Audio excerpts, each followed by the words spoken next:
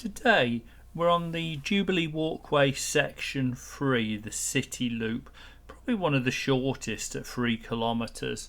We start at One Poultry, which is the striking building we saw in section 2 last week. It's on the corner of Queen Victoria Street and Poultry. As we walk down Poultry, there's a series of interesting plaques and churches. The church ahead, sadly long gone as a church, it's now a cafe. If we were to keep going down here, we'd come to the back of St Pauls, but we're going to take a loop away to start off with towards the Guildhall there in the distance. The current Guildhall dates from the 15th century and it's one of the few surviving buildings here from the Blitz. The original was from the 12th century and it's the municipal administration building for this area. On the left here is St Lawrence Jewry, the 17th century church, and the official church of the Lord Mayor of London. There's one of the blue phone boxes the police put up before mobile phones or even red phone boxes were popular, and you could just pick it up and call the police and get straight through to them. So that's the Guildhall. To the right, the Guildhall Gallery. We're going to go down the side of this. It's a modern art gallery. There's a police station round the back here and the Corporation of London has buildings opposite. We'll hopefully be visiting the Guildhall in the coming weeks. Beautiful mix of very old buildings and very modern. I think tastefully done. As we take a right down Mason's Avenue, rather misnamed. An avenue should be lined with trees and that doesn't really look like there's ever been trees there, does it? We turn left onto Woolgate, heading towards the City of London's main modern buildings. It's a part of London that you can easily miss as a tourist because other than Guildhall and Barbican, unless you're really into your architecture, it's probably an area that gets missed, but I think sadly overlooked. You saw Gilders Hall and to the right Armourers Hall, which is exactly what it sounds like. It's the home of the Armourers and Braziers Company, founded in 1322 to oversee the production of armour. This area of London has a lot of guilds and old professional trade bodies going back centuries, many of which are now charities. And we're heading into the Barbican complex and we're going to go up onto the Skywalk here. This whole area was completely flattened during the Blitz, and from here down to the River Thames there was probably about 5 undamaged buildings, including St Pauls, and obviously they had some as well. So this area was completely redeveloped, and the Barbican was modern planning, probably at its best. Although you can see it as a big concrete monstrosity, I think it has a real charm and a community and a different feeling. And even if you watch the series Andor, it features quite heavily as the lower levels of the brutalist spy district of Coruscant. Today it's surrounded by more modern glazed buildings, but if you ever get a chance to go in, I once went to a party at one of the taller towers here. They really are strikingly beautiful buildings, well thought out. Here's the Barbican Conservatory, which we'll hopefully visit in coming months. We'll head past that. We're heading towards the old Museum of London site. But first, as you can see, a bit of a rabbit warren here. And the right, the mask gives you a bit of a clue. This is where the Barbican Centre is. Down the steps, you can go and watch plays, musical concerts. A lot of universities have graduations there. And along outside the back of that is this beautiful waterway. The Barbican Water Gardens are for residents, but you can get through to them from the Barbican Centre quite easily. ahead you can see St Giles Cripplegate, which is not the original church. It's actually a faithful recreation of the beautiful medieval church, which was entirely flattened during the Blitz. And heading off down another of these many corridors, it's quite easy to get lost up here. You need to keep an eye on the map. Back there on the corner is actually where the first bomb of the Blitz landed during the Second World War. We're over now near the road called, quite imaginatively, Wall, where the old Roman wall used to be.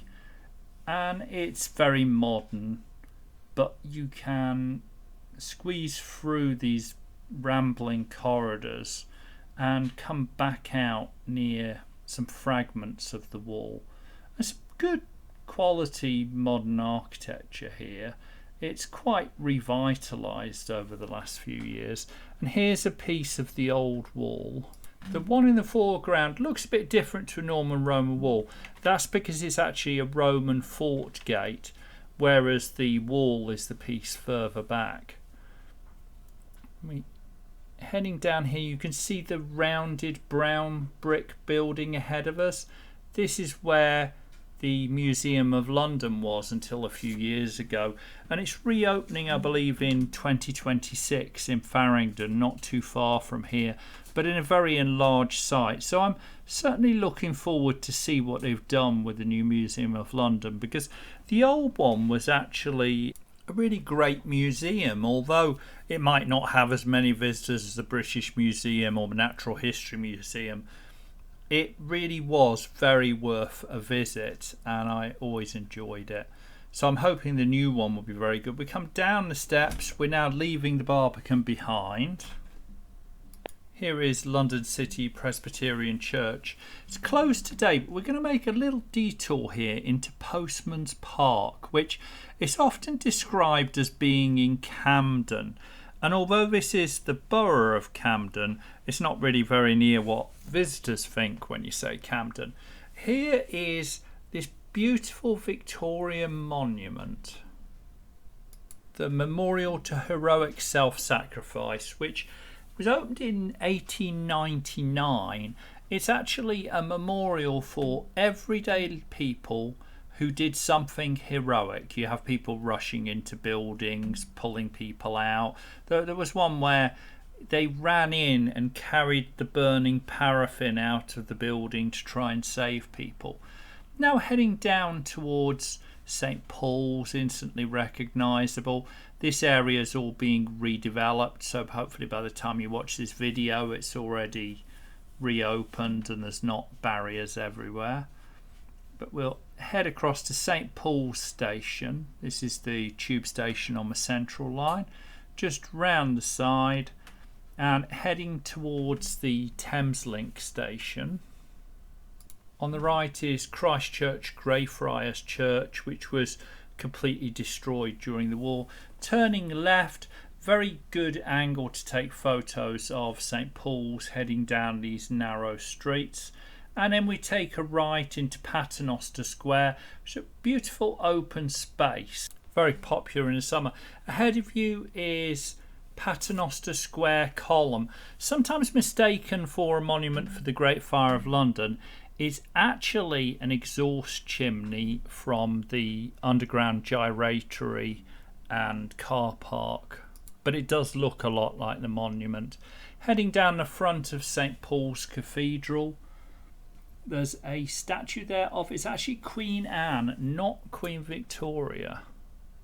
It was unveiled in 1886, actually during the Victorian era. And beautiful views of St Paul's from the side here. We walk down this road. It's actually called St Paul's Churchyard, this road. On the right hand side is City of London Information Centre. Kind of looks like a steel spaceship that's crashed there. And here's a monument to the firefighters of the Blitz. Popular open space here in the summer. It's always crowded because there's a lot of businesses around here, and it's also a central thoroughfare behind St Paul's heading over to the Tate Modern. And we're going to be heading over to the left here in front of the Salvation Army's London headquarters. Nearly finished off this route. I did tell you it was a short one. So we're heading down Queen Victoria Street towards the city itself. On the right is Cleary Gardens, which if you want to catch a bit of sun and peace and quiet in a fairly secluded spot, it's probably the only one around here because there's a lot of officers and a lot of tourists. But we've nearly finished coming back up. You might recognise this as the reverse of the end of section 2. There's a beautiful church on the left there, the 16th century St Mary Aldermary, and round the side of it is actually a statue of the cordwainer because there was a lot of that trade in this area. The building on the corner is the Albert Buildings, and directly behind that is the Bloomberg Building with the Mithraeum, which we passed again on the last walk. To the left is 1 George Building, which I've always found quite in keeping with this part of the city. It looks a little dated and rusted, so it has suitable age for the City of London. This is the Bloomberg Building. Really beautiful use of materials. And to the left there, you can see what looks like the bridge and the prow of a ship. And that's where we started off and where we'll be ending at 1 Poultry Lane. So hopefully you'll join us next week for section 4 of the Jubilee Walkway. And don't forget to like and subscribe to make sure you don't miss out any of these walks.